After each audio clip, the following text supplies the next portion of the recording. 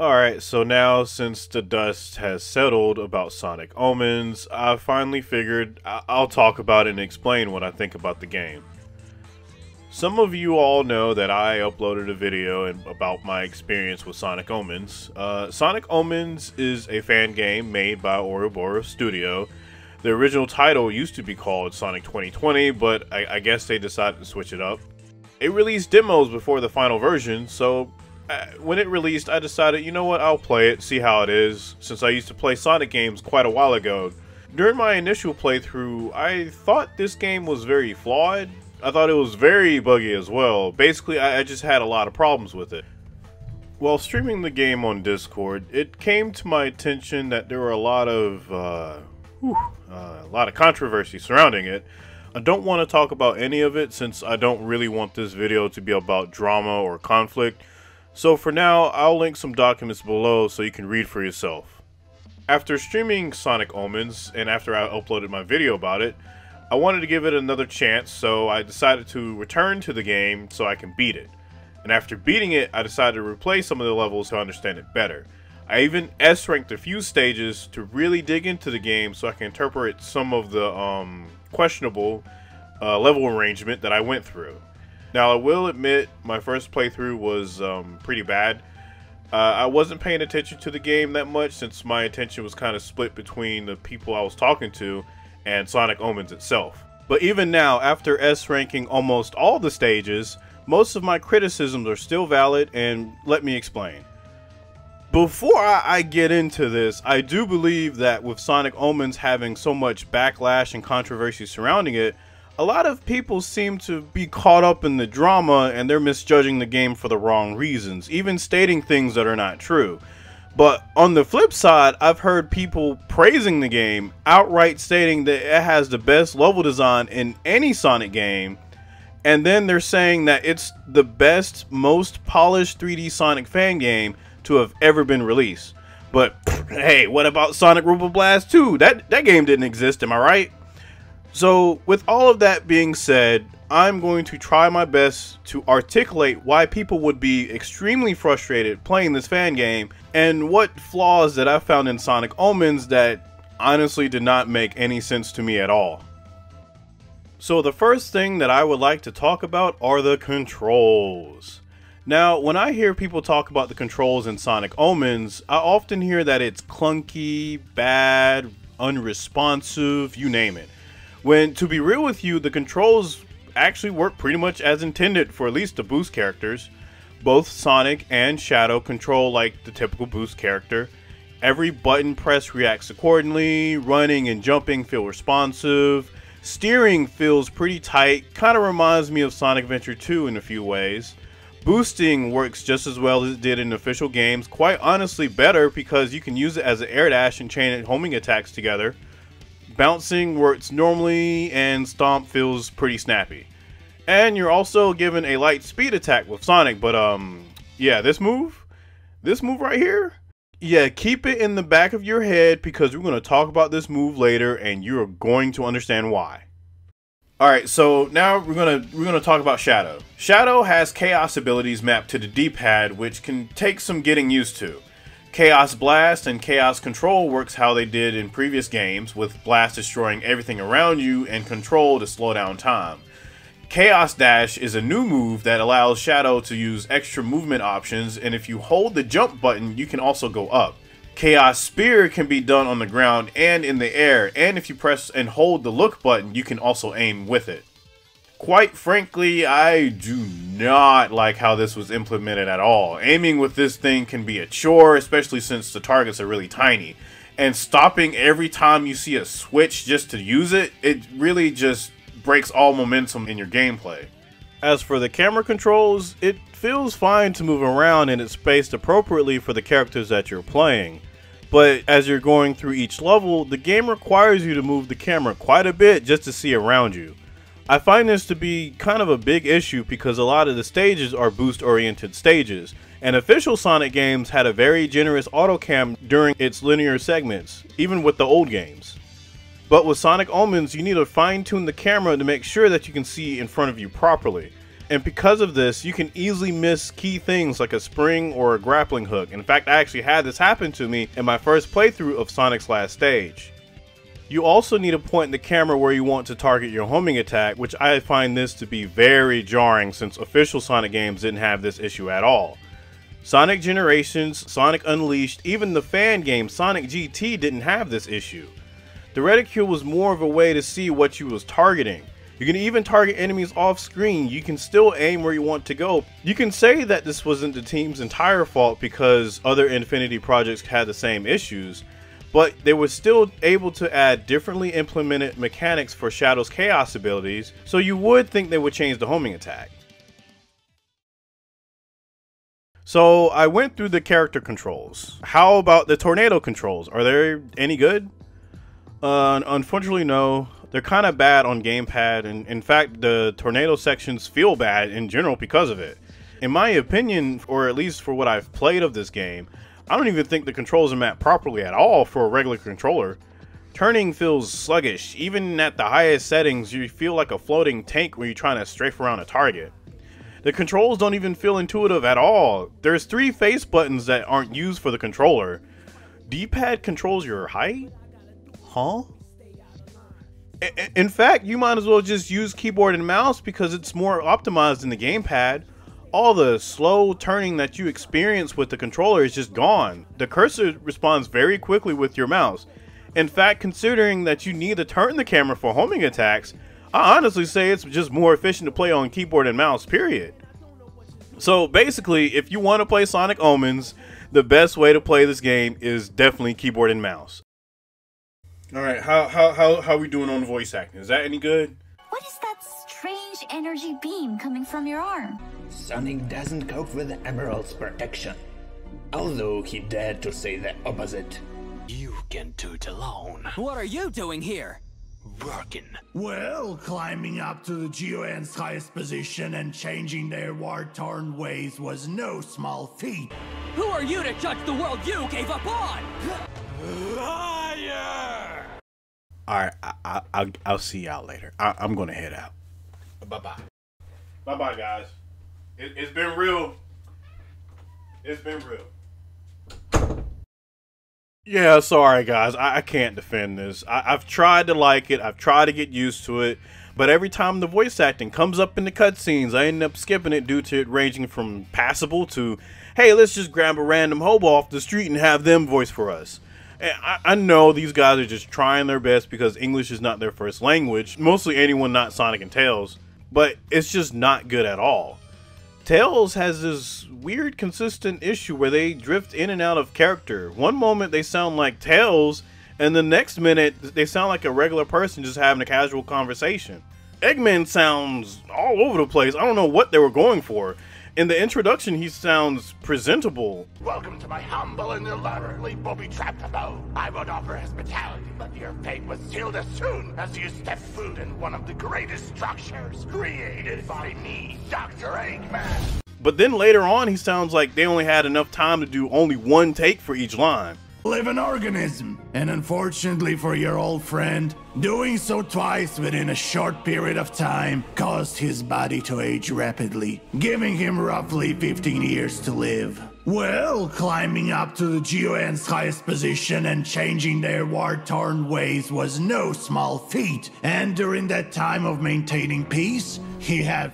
Shadow is arguably the worst one because there's a lot of problems with just speaking clearly and tons of mispronunciation. Every word he utters feels like a whisper, just lacking any emotion. Trust me, this is coming from someone who's mush-mouthed from Fat Albert. I can't speak a simple sentence without fucking it up. And one of the things I don't understand is that the voice acting is in English. So you would think that they would either voice it in Russian or find more English voice actors. I don't know, maybe there was something going on in the background that I'm not sure of, but like, all I know, it doesn't sound great. At least, I think Sonic's okay, but he sounds like he's impersonating Jason Griffith when he first started his role in Sonic X. And on top of that, it doesn't emote very well. There are a lot of times where tense moments get lost with the dialogue because Sonic sounds like he's just having a cheerful time. Going home! What a great motivation for genocide! And it all begins with your demise. Uh-oh! Not good! And it kind of sucks too because the cutscenes are actually not that bad. Sure, they might have some wonky animations here and there, but you could see that they had decent composition and they understood at least some basics of animation. The one thing that kind of throws me off is definitely the lip syncing. It just is way too fast and doesn't feel natural as it should be. And I can see that the work that was put into it, the cutscenes in general are actually okay. Like, they're not bad, but they're not really outstanding. They're kind of in the middle. More above average, but it's still okay. Alright, so now for the bosses. And I'll admit, I did misjudge the bosses on my first attempt, especially with Metal Ember. Even though I still find some conflicting stuff in this boss battle. Dragoon E0 was an interesting first boss. It's very simple to beat, but the hitbox where he swings at you or just slams on the ground is really huge. On top of that, my key issue is that the game doesn't remind you that there is a lock-on function. The only way to figure out if there is one is if you look at the controls. Chances are a good portion of people didn't realize this because you were already used to the controls at this point. Plus, no Sonic game off the top of my head had a lock-on feature for you to use in boss battles. So I feel like not many people would pick that up, that there's a lock-on feature. Gnarl was really easy. In fact, once when I perfected him, I could kill him in one cycle and that's it. So not much to say about him. Vortex was honestly pretty dope. He feels a bit inconsistent because it is very easy to get hit by him since his hands sometimes block the spring, or sometimes he'll do a certain motion. It's very subtle and you don't really notice it while you're homing attack his head, and you'll get hit by his hands. But when you learn his attack patterns, he actually becomes a pushover. Metal Ember was a mixed bag. On my first go, I was really annoyed by this boss because of the obstacles, homing missiles, and laser attacks. After a while, I did get used to his attack patterns except for one move where he shoots these energy waves. Most times, I can tell where they're going and I can dodge out the way. Other times, not really. Maria, I didn't like Maria. Spawning a bunch of crap to dodge does not equal a fun boss fight for Sonic fans. This isn't a bullet hell game. I even heard people telling me to just stand at the edge of the arena, but doing this feels like it's disengaging with the boss. Imagine telling someone to sit back and shoot at Cerberus in DMC3 with Ebony and Ivory. The main problem that I had is that the spawning for the lasers, spikes, and enemies can sometimes get combined together. So when that happens, and if you don't have enough meter to deal with it, you will end up taking a hit. And then there's the issue with using Chaos Control while you're hit and you're not able to grab a ring. I think the only boss that I really had a problem with as far as fairness was Exile. And oh boy, where do I start? Sonic Omens presents you with a new supersonic mechanic where after earning enough boost, you can jump and press the light speed dash button to transform. However, you need boost to get away from the lasers that Exile shoot at you and his projectiles, as well as the enemies. But you need boost to turn supersonic, which presents itself of a repeating loop depending on what Exiles does for his attacks. If you're too close, his projectile slash attacks can hit you, despite boosting. And if he shoots his laser, you have to spend a lot of boost to outrun it, and even then you can still get hit. Alright, now it's time to talk about the meat and potatoes of Sonic Omens, and that's the actual levels, which might surprise you, but the first few levels are actually pretty good. Chao Paradise, Area 99, and Gun Arsenal were my personal favorites from this fan game. Chao Paradise opened you up to a nice level that was short but sweet. The platforming was also decent here too. Area 99 had an interesting military base theme that kind of transitioned to sort of an underground temple. I really liked this level. My only problem with it was this wall running section. your steering wasn't locked at all, so it could be very easy to veer off into an obstacle. Gun Arsenal was my favorite stage, hands down. The bright lights were a bit too much to deal with, but overall I really enjoyed this level. I like how you could chain multiple homing attacks combined with boost and chaos dash to zip around the level too. But over time I felt like this was overshadowing a lot of level design to this one thing instead of relying on platforming.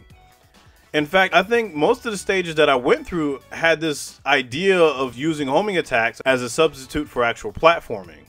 But despite all that, I did really enjoy Gun Arsenal. The other stages that I liked was White Jungle, but honestly its level design was just based off of White Jungle and Sonic Adventure 2.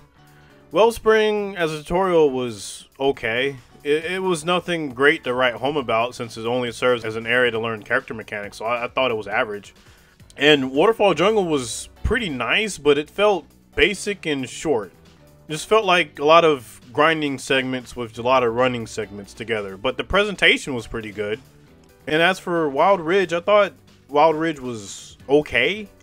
Weeping Rift I'll get into later, but I thought Wild Ridge was mediocre. Granted, I didn't think the tail sections added anything substantial at all. In fact, I was getting kind of bored with them. Unfortunately, this is where all the good stages end, and the game starts to ramp up in a lot of terrible ideas. Ideas that have frustrated me due to the lack of quality that I start to see the more that I played. So now I'm taking off my kitty gloves because I won't be pulling any punches on critiquing the rest of Sonic Omens. And the first stage I'm going to be talking about is Tree Palace. Tree Palace feels aimless. After the game hands you nice linear levels to mess around in, it decides to just plop you down into this open area, shows you a switch and says, alright buddy, get to the top. But there are two switches that you need to get. One unlocks this blue spring and the other unlocks a red spring. If you select that blue spring switch, your ass is grass, buddy. You might as well park your butt next to that tree because you won't be going anywhere, and let me tell you why. So after selecting this switch, when you make your way towards the spring, it has a few hints telling you to homing attack or stomp. If God himself decides you are worthy, the spring will actually work. But 9 times out of 10, the spring will not launch you and you will be ended up getting stuck unless you continue to look around for another solution. Chances are you will not know this because the cutscene only shows you one switch. And I know this sounds silly, but I'm looking at this problem through the eyes of a person who has never played Sonic Omens before. I've even seen YouTube comments on runs of Tree Palace stating that they spent 40 minutes on this stage. To me, it seems like they lacked a coherent level structure for anyone to follow. It's cluttered with jump hoops and blue platforms that honestly just don't make any sense. It has no rhyme or reason. Even if you do make a minor amount of progress, there's this wall running section here that can cause Sonic to fall off stage due to uneven terrain. And when you're able to wall run, steering where you need to go can be a gamble due to how finicky the wall steering is, and you can still fall off. Moldy Jungle is a little bit better, but the path you take to go through the stage is not super laid out. It is a little bit more structured, I will give it that. But if you fall, you lose a lot of progress. And in fact, anytime that I found myself falling, I actually had to just flat out kill myself because I couldn't really do anything else. But thankfully, because of the checkpoints, it's not as bad as Tree Jungle, I will say that. Another issue I came across was homing attacking these hanging plant vine things. They tend to glitch out and flail all over the place, which can get pretty annoying when you're trying to cross a gap. Sometimes they don't move, which ends up with me homing attacking them again, and then other times, well, this happens. For United Railroad, from the beginning it throws spikes at you that you would hardly notice because they blend into the ground. Then it forces you to stop immediately what you're doing just so you can use Chaos Spear to hit some switches because why not? Then after this, you see this straight and narrow path, tried and true, and instinctively you're going to boost right through this section because Sonic Unleashed, Sonic Generations, and Sonic Colors teaches you to zoom right through these sections with boost. You don't notice the scrolling platforms in the back that are just chilling, and then you end up falling to your death. I've done it on my first playthrough, and others have done it on their first playthrough. Oh, but man, I'm not even done yet. Okay, so the next thing that you have to worry about are these crane hooks, which, again, you're not going to expect to use chaos control in the middle of platforming through this area. Then after that, for some odd reason, there's a lot of repetition just goes on with this stage. A lot of the sections just repeat over and over and over again. But then after that, you fight a ton of enemies, and like, to me, I didn't have too much of a problem with it on my first go. I could see that this could present to be a potential problem for some people. And then you have the railroad sections, which when you're on the roof, you're kind of blindsided by all these signs.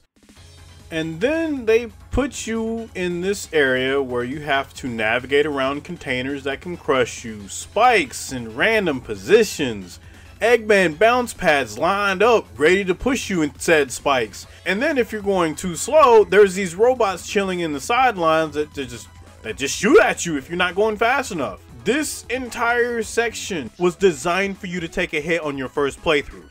I can hear a few of you guys right now. Oh, that part of the stage is easy. Get good, scrub. What's this? Huh? What's this, motherfucker? I beat this section without getting hit, and I still think it's dumb. This is the embodiment of a first playthrough trap, but it gets even worse with Reaping Rift. I honestly do not have much to say about this stage at all, despite having a lot of problems with it. There's these one-hit death traps that are just waiting for you. If you clip your wing on one pixel of a hazard, you die. The checkpoints are forgiving enough, but it could be a struggle to get through certain areas if you're not used to it. I will say this stage, despite being the second to the last stage, is extremely easy to S-rank with keyboard and mouse, because when you destroy these spike bombs, they offer you the most amount of points. I'm going to trail off for a little bit, but the S-ranking for this game is downright moronic. This one level, you can rack up so many points to where your time is in the negative, and you still get an S rank. So if that's the case, what's the hardest one? Is it United Railroad? Is it the Citadel stage for Sonic? No. It is Waterfall Chase. You cannot get an S rank on time alone. No matter how hard you try, you cannot get an S rank on time. You need points. So you go through these rainbow color hoops to rack up points, but that's not even enough. Do you see these 3 groups of rings? You fall here. You're not supposed to land on one ring. You have to land on multiple rings to get enough points to get an S rank. Okay, now we're going back to Tales of Stage. But the main insult to me was this stupid bird and how big of a hitbox it has. I can forgive everything except for this hitbox. Why is it so big?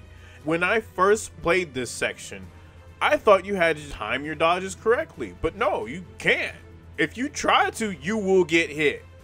But instead, you're supposed to wait for the bird to go across, and then you go to the next spot, which I don't mind now since I figured it out and it's easy to go through now, but I feel like I should be able to dodge that attack, especially since I have a barrel roll. I have options to dodge. Why isn't that an option? Oh wait, that's right, the hitbox is too big.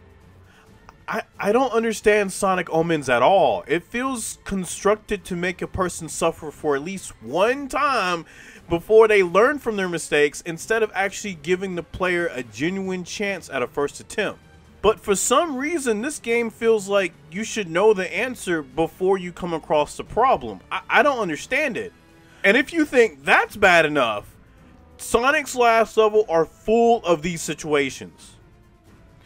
For starters, when you come across the first diving section, you begin to realize that once you press stomp, You cannot stop it. Once you press that button, you are committed. So imagine my surprise when I found out there's even more of these segments with even more lasers, and not only that, but your movement is nerfed. You can't move as fast as you could in Sonic Unleashed or Sonic Generations. There's even an intended mechanic where the screen just rotates and spins when Sonic crosses certain parts of the screen, which messes with your controller input. At first I thought this was a glitch because I didn't know what was going on, but no, this was intended because it only ever happens here. Anyway, there's more rotating lasers in hallways and areas that you cross gaps with your grappling hook. And then there are the Metarexes. These guys right here. Do you remember when I talked about the light speed attack in the beginning portion of the video? Well, you need to charge the attack just like you do in Sonic Adventure 1 and Sonic Adventure 2. Now the game reminds you this. When you see a group of enemies use light speed attack, right? Well, these guys could give a flying fuck what you try to do, because the moment they see you, they squad up on your ass. I have never, ever seen such a unified force ready to beat the dog shit out of Sonic. Once you step on that platform, you better have a game plan, because if you don't, you're gonna get folded. They spew out this lightning trail that gets rid of your boost, so you can't boost away to distance yourself from them.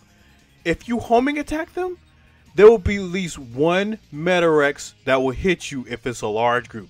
Once when that happens, you might as well just put your controller down. When you land on this platform for the first time, this will be the first actual encounter with the Metarex. So when you land on this platform, the first thing that you will attempt to do is a homing attack. Then you might try to use the light speed attack only to get hit when they run at you.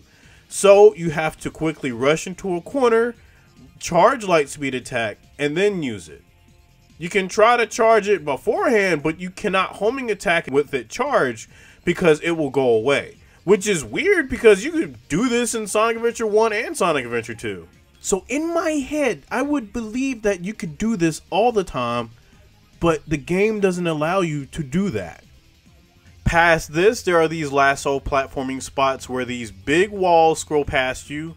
The first time can be really tough getting through, but once you realize the spawning for the walls are actually consistent, it's honestly easy to get across when you combine your boost, homing attack, and double jump to get through. That is only after repeated attempts learning the movement in Sonic Omens.